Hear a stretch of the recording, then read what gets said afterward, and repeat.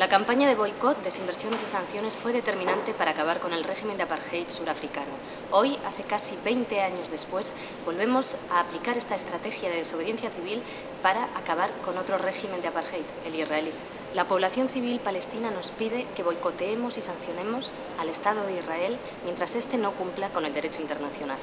Boicot, desinversiones y sanciones al Estado de Israel hasta que cumpla con sus obligaciones en base al derecho internacional.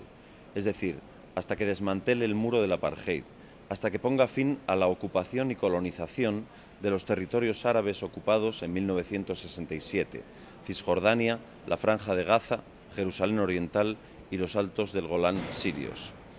Hasta que reconozca el derecho al retorno de la población refugiada palestina y hasta que reconozca el derecho a la plena igualdad de la población palestina con ciudadanía israelí.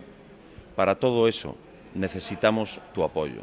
Súmate a esta campaña por la población palestina, para que puedan recuperar su tierra, sembrarla, cultivarla y recoger sus frutos en un futuro de justícia, libertad i paz.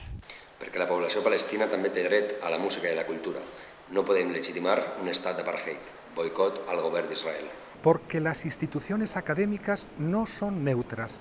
Basta de dificultar a los y las estudiantes palestinas que viven en Israel el acceso a la educación superior.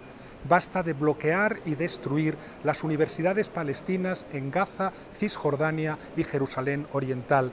Basta de colaboración europea en la promoción de la investigación militar en apoyo de la ilegal ocupación de Palestina. Basta de censurar las voces disidentes dentro y fuera de Israel. Boicot académico a las universidades israelíes. Boikota kirol arloan. Izan ere, Israelek kirol taldeak baliatzen ditu bere politika arrasista eta okupatzaileei zilegitasuna emateko.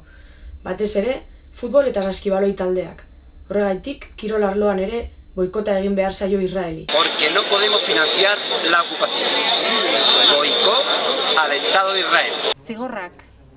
Nazioartearen zigorrek, Hegoafrikako apartheidaren erregimenarekin amaitzen lagundu zutelako, Israelek ezarritako apartheidarekin ere bukatzeko lagundu dezakete.